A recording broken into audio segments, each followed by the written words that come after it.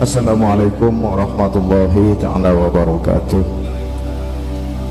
Mohon maaf Kiai, saya dari Tanggul, Manggisan, yang bernama Ahmad Said Ghazali. Saya kurang paham ataupun saya bertanya karena yang kami lihat di bawah langit, di atas bumi, baik itu benda yang bernyawa ataupun yang tidak, itu semuanya dianggap Allah dalam hati kami, rumah kami. Dan lagi itu dalam yang diwajibkan oleh Zat yang Maha Hidup dalam memohon rahmat, termasuk waktu subuh, zuhur, asar, maghrib, isya, itu sepertinya saya berdauh dengan langsung dengan Allah Subhanahu wa Ta'ala. Itu jadi pertanyaannya kurang paham saya sendiri tentang itu, apakah itu apa ataupun gimana gitu Kiai. Mohon penjelasannya. Saya akhiri, wabillahi taufiq wal hidayah. Assalamualaikum warahmatullahi ta'ala wabarakatuh. Waalaikumsalam warahmatullahi wabarakatuh. Mungkin yang paham itu tadi bahasanya gimana, intinya itu.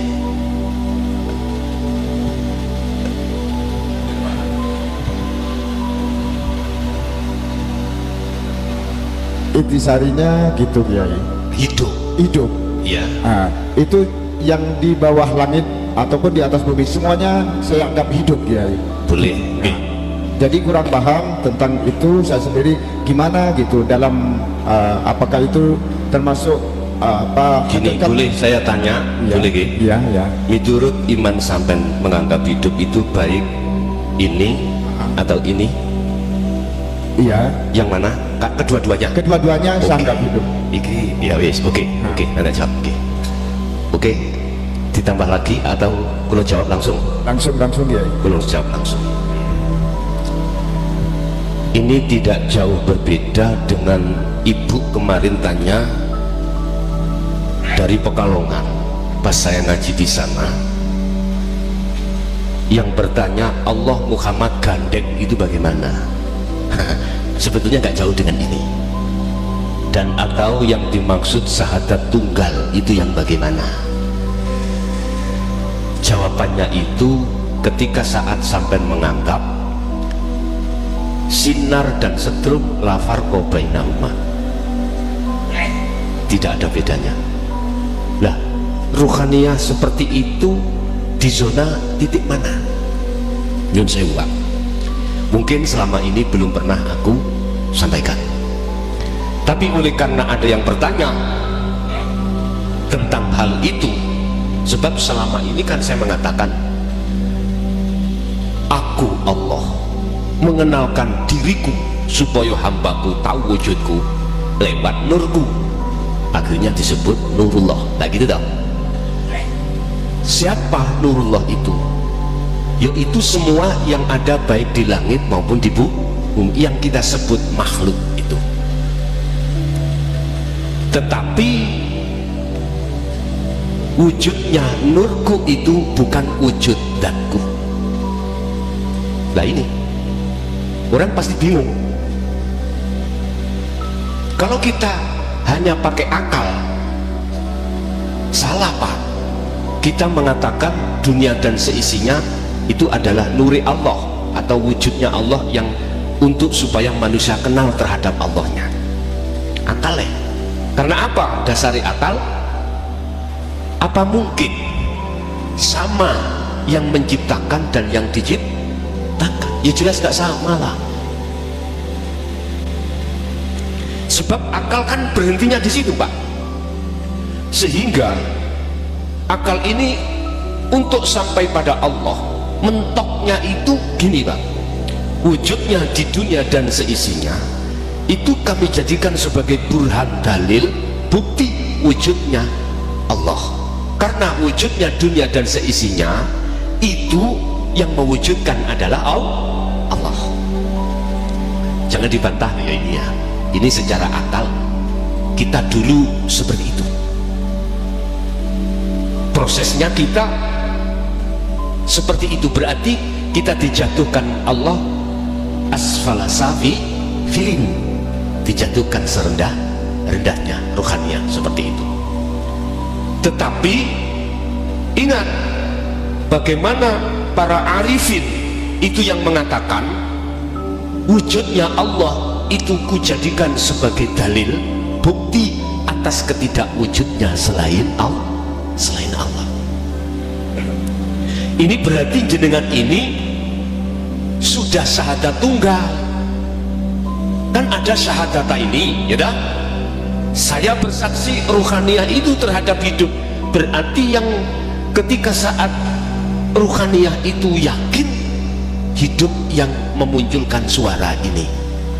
Disinilah ya. Inilah yang kumaksud muraqabah. Karena apa? Syahadat itu tidak berhenti di illallah, tapi ada yang kedua, sehingga disebut syahadat ini. Wa asyhadu anna Muhammadar Rasulullah. Artinya diesel ini olehnya bisa bunyi karena diperintahkan Allah bunyi. Berarti hukum syariat dan hakikat ini bernuansa, artinya selaras, artinya ada keseimbangan. Yes. Apakah ini masih kelebu syirik? Sebab masih memunculkan selain Allah. Mohon maaf, kalau di tingkatan muraqabah tidak, artinya tidak, belum merasa kalau kita syirik. Paham Pak? Yes. Sekarang dengan dalil la maujudan illallah, tidak ada yang wujud kecuali Allah, termasuk makhluk siapapun harus tidak wujud. Nah, letak tidak wujud itu bagaimana? Kita harus paham, masuk di dalam syahadat tunggal. Ini yang mungkin belum pernah aku sampaikan. Ketika antara asyhadu an la ilaha illallah, yang bersyahadat, yang bersaksi dan yang disaksikan, yang tadi disebut makhluk Muhammad yang menyaksikan, dengan yang disaksikan Allah, itu sudah satu pelaku. Berarti yang bersaksi dan yang disaksikan itu pelakunya satu. Inilah yang dijawab di dalam Al-Quran, laisa kamitslihi syai'un. Anda tidak bisa menyebut. Umpama disebutkan, baik ini maupun ini gak ada bedanya. Bahasa jenengan wau sudah tidak menyebut selain Allah itu wujud. Itu. Inilah yang paling krusial ketika saat-saat ahad ini dituangkan di tengah masyarakat. Subhanallah, krusial. Tapi berhubung ada yang tanya, tak jawab. Itulah yang dimaksud ahad itu di situ.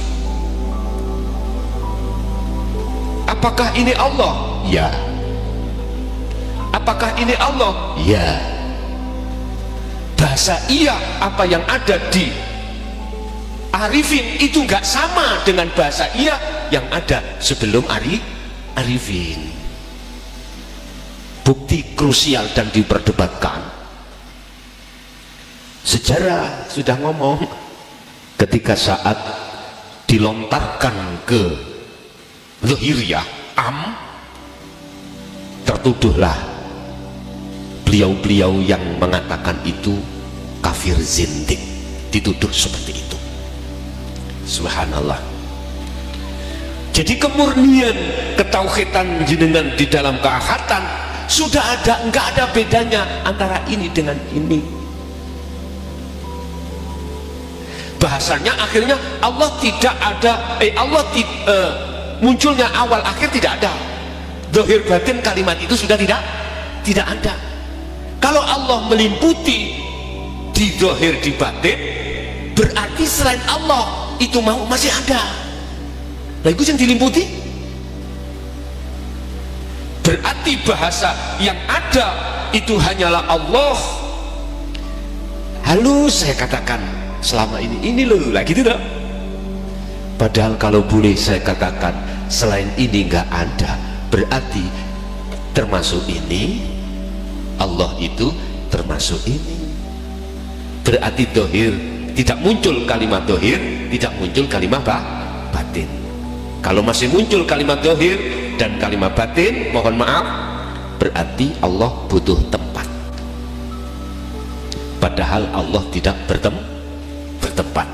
Allah di mana-mana dan tidak kemana-mana. Jadi itulah Pak maksud jawaban kula dari sebuah pertanyaan yang tadi jenengan itu mengatakan semua itu Allah. Makanya dijawab di dalam salah satu sifat wajibnya Allah disindir wahdaniyah, makna sawiji, artinya seluruh sak jagat makhluk itu gak ono sing podo. Contoh, kita makhluk sama-sama manusia, wujud saya zahir yang gak mungkin sama dengan wujud jenengan. Itulah wahdaniyah Allah.